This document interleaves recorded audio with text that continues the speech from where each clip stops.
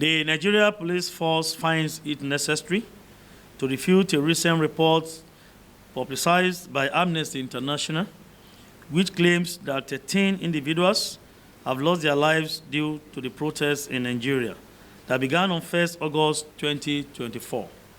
Amnesty International further alleges that security personnel deliberately employed tactics designed to kill while managing gatherings and use firearms as a tactical tool for protest management. The Nigeria Police Force wishes to provide an accurate account of incidents from the first 2 days of the nationwide protest. In Borno State, 4 individuals lost their lives and 34 were severely injured in a terrorist attack by suspected Boko Haram and ISWAP elements who infiltrated the crowd of protesters and detonated an improvised explosive device IED. Additionally, an incident occurred involving an unregistered Honda Prelude car that ran into the protesters, resulting in the death of 2 civilians in Nasarawa State. The driver abandoned the vehicle and fled the scene. Although the vehicle was vandalized after the incident, it has been recovered and is currently in police custody. Efforts are ongoing to trace the driver and bring him to justice. There was another incident reported in Yauri local government area of Kebbi State, where a group of individuals mobilized to loot a shop. In the process, a local vigilante man shot and killed one of the looters.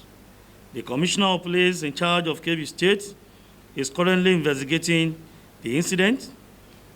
This brings the total number of deaths recorded during the protest to 7. It is important to state that there were no other recorded fatalities during the protest apart from those mentioned above. However, incidences of armed robbery, arson, mischief, looting of public institutions and private businesses, destructions of both public and private property were recorded during the protest. Arrests were made with respect to these criminal incidences and a number of recoveries made from the suspects while the protest was going on. The Nigeria police personnel deployed to manage the protests have acted professionally, refraining from using lethal weapons. In instances where protesters became riotous, the police employed tear gas to disperse them. Even when our officers on lawful duty were attacked and injured, the police effected arrests using only tear gas, demonstrating utmost restraint. In an effort to combat the trend of crimes and criminality, the police have arrested a total of 681 individuals who committed various criminal offenses such as armed robbery, arson, mischief, and destructions of both public and private property. Dangerous weapons, including 2 AK-47 rifles and assorted live ammunition, were recovered from the so-called protesters. Additionally, stolen items such as furniture, electronics, phones, other various shop items, and vital infrastructures worth billions of naira were recovered from the arrested persons.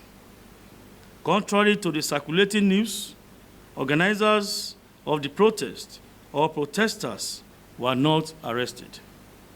Those in police custody are under investigation for clear connections to criminal activities. Furthermore, 9 police officers sustained various degrees of injuries during attacks by protesters. One of them, who initially was reported dead, miraculously survived, but remains in critical condition. The ongoing protest has obviously turned violent. We therefore advise law-abiding citizens taking part in the protests across the country to immediately withdraw from it. This advice becomes necessary in view of the violence that has characterized the protest in the last 2 days. It is reasonably expected that peaceful protesters will have withdrawn from the protest that has turned violent.